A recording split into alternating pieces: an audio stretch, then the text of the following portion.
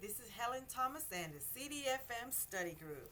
All right, let's go ahead and continue review of CDFM module 3.4, the auditing section out of the 2018 study guide. So this is the last section of the module 3. So we will begin with auditing.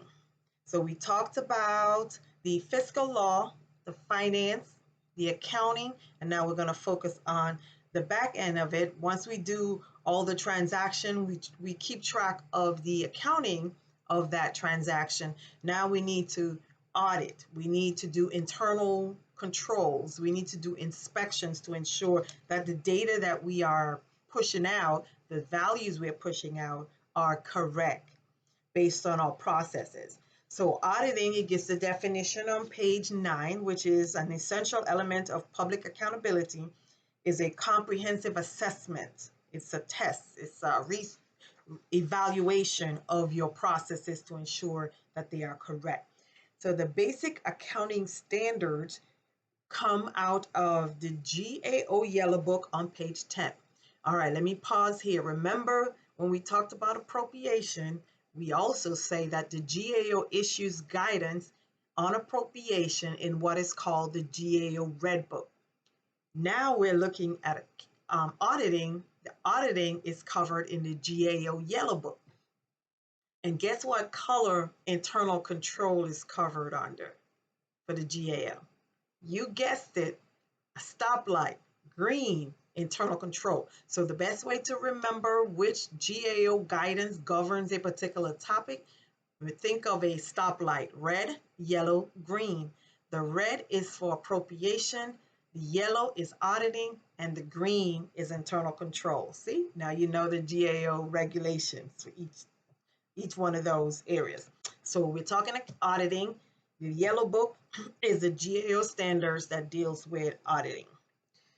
The 4 basic GAO standards for every organization on page 11. Auditor independence. If it's an auditor, I don't want someone in, that's why you have internal control for you internally. But when you hear the word audit, that's an external. Remember when we talked about the external auditing agency that works directly for Congress? That is the GAO, Government Accountability Office. So every organization must have that independence. Auditor professional judgment. The purpose of an audit is not necessarily just to say got you, but also to identify any flaws in our operation that we need to correct. So professional judgment is identifying the flaws and then ensuring that we give recommendation in how to correct those flaws. Auditor competence. Just like financial managers, we have to be certified in our craft.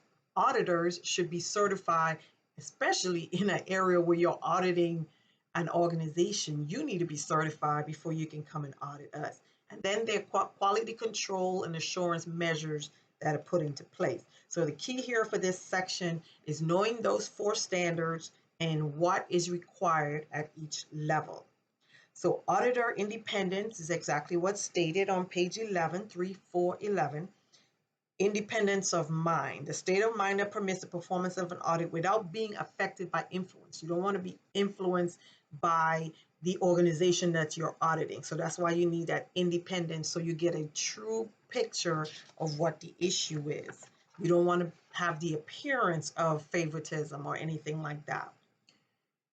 Page 12 gives you some threats to auditor independence, because if you are being rated, let's say you are part of the auditing team and you're being rated by the commander or supervisor of the organization that you're auditing, chances are you won't freely give them the true picture because you're part of that process. So self-interest, threats, and so forth. So you can read through that.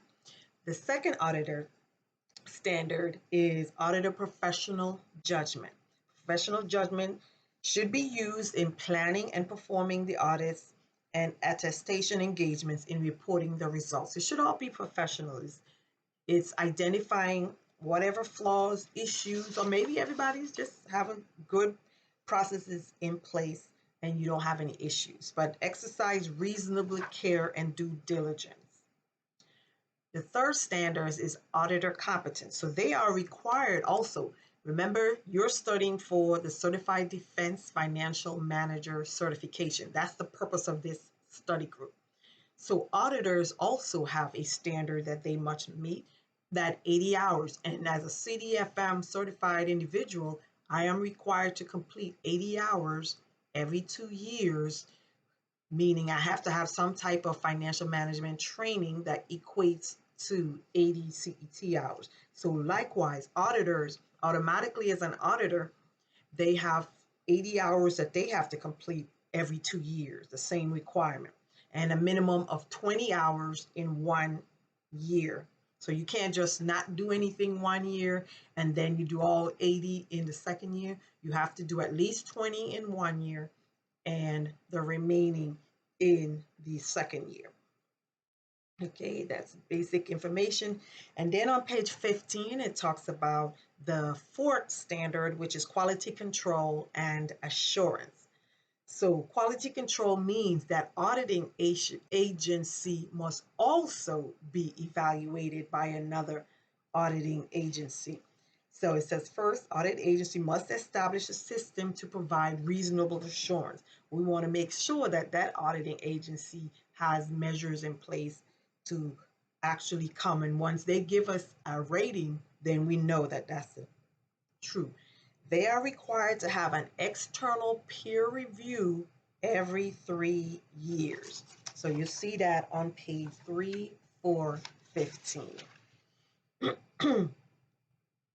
So the GAO basic standard on page 16 are financial audits. We have financial documents that we publish, that we give the balance obligation documents, status of funds, whatever we call them.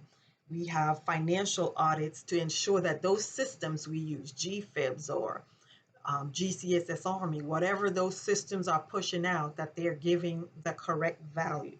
So you have financial audits. Then you have performance audits. Performance audit is based on the processes that we have in place. We have reasonable assurance that we are doing things correctly. And then you have the attestation engagement. That's specific areas that either you as the organization can request an auditor come in to check that area. So those attestation engagement are specific areas that are being checked, not just the overall operation. So 17 and 18 goes into the GAO's information on audits and attestation engagement. And the DOD also has some guidance and functions and standards under this auditing process. The DOD auditing agencies are on page 19. DOD inspects DODIG, Inspector General, the Army Auditing Agency, Naval Audit Agency, and the Air Force. So there are 4 different types of DOD auditing organization. There is a 5th one, and let me see if they say it on the other page. Actually, they state it on page 21. So let's flip to page 21. We talked about financial audits, performance audits, attestation engagement. And we talked about the 4 different types of auditing organization in the DOD. A sub-organization is the last paragraph on page 21, where it talks about the Defense Contracting Auditing Agency. They specifically look at all the DoD contracts, the big ticket contracts, and their job is to audit those contracts. So internally, there's an auditing agency, and then you have the sub-organizations have their own services, Army, Navy, and Air Force auditing agencies. So the chart on page 22 goes over the different audits. You got the laws on page 23 through 24. The phases are covered on page 25. So the phases of an audit: planning the audit, review, and then report. So your planning typically is you're trying to determine which areas you're going to focus on in that audit. Review is when you actually go conduct the audit, And then report is where you report your findings and also give recommendation, because you can't just say, okay, this particular process is messed up. You got to also be able to provide recommendation and how to correct it. So the next few pages goes into the planning, the auditing, and the reporting. So we're going to jump to page 3427, which talks about the reporting, because in the report, there are different types of opinion. It's called an opinion.